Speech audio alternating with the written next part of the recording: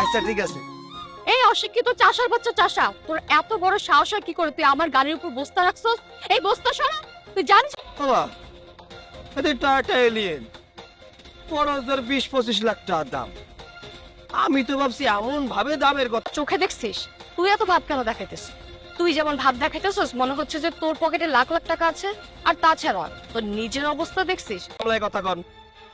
এই তুই আগে শুদ্ধভাবে কথা বলা শিখ, তারপরে। ও আচ্ছা তাই, ঠিক আছে। আপনার এত টাকা আছে, আপনি শুনলে আপনার মাথা ঘুরে যাবে। আর হ্যাঁ, আপনার জ্ঞাতার্থে জানিয়ে রাখি, আমার কাছে এত টাকা। তোর কি আছে, কি যোগ্যতা আছে তোর? তোকে দেখেই তো বোঝা যাচ্ছে যে তোর পকেটে 20টা টাকাও নাই, আর তুই বড় বড় লেকচার মারতেছিস। আরে এই বস্তা, এই নোংরা বস্তার মধ্যে করে এত বড় বড় লেকচার?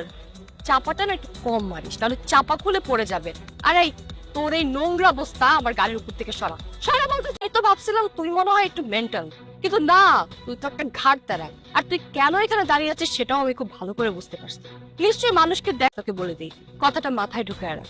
তুই যে গাড়ির সামনে স্টাইল মারা দাঁড়াচ্ছিস, এতে কোনো লাভ হচ্ছে না। কারণ কি জানিস, তোর ড্রেসটা, তুই লুঙ্গি কি জুতা এগুলো পরে গেছি মানে এটা নয় যে আমি শো অফ করছি।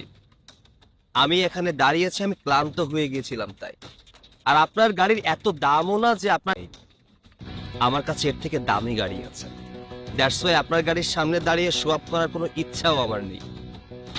ওরে দামি গাড়ির সামনে রেস্ট কেন নিচ্ছিস? আর তাছাড়া তুই যদি ক্লান্ত হয়ে যাস, তোর গাড়িও যদি থাকে, তোর যদি গাড়ি আসতে লেট হয়, তুই রাস্তায় রেস্ট নিবি। তুই আমার গাড়ির সামনে কেন রেস্ট নিবি? জানেন, হাড্ডি ছাড়া জিহ্বা তো, মুখে যা আসে তাই বল। একটু চুপ থাকেন দয়া করে। কথা বলতেছিস কি বললে আমাকে কিনে ফেলতে পারবি? আচ্ছা তুই কে রে? হ্যাঁ, কি যোগ্যতা আছে তোর? তুই কি করিস? দেখে তো মনে হচ্ছে যে ড্রেন পরিষ্কার করিস। আর গরু মোষের গোবর টোবর পরিষ্কার কর, তারপর দেখবি সেখানেই ভালো থাকবে। এখানে শুধু শুধু আমার সাথে সিন ক্রিয়েট করিস না। সর এখান থেকে বলতেছি। আমি ভেবেছিলাম আপনার মনে হয় মাছি। আমার যোগ্যতা দেখতে চেয়েছেন তো? Just wait.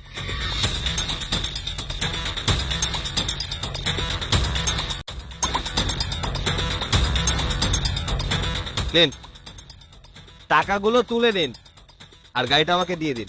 সত্যি কথা বলতে কি জানেন, এই গাড়িটা না আমার না, এটা আমার অফিসের বসের। আমি এখানেরই একটা ফ্যাক্টরিতে আসছিলাম ফাইল নেওয়ার জন্য। আমি তো সরি ভাই, আমার প্লিজ মাফ করে দেন।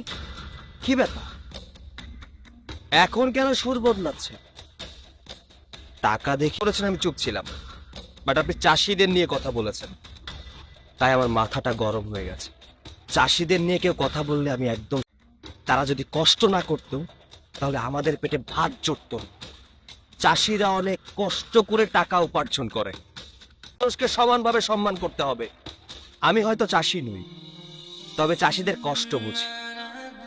ভাগ্য ভালো আপনার যে I am Saikat Ahmed, the owner of SS group. এই যে কনস্ট্রাকশনের কাজগুলো চলছে সবই আমার।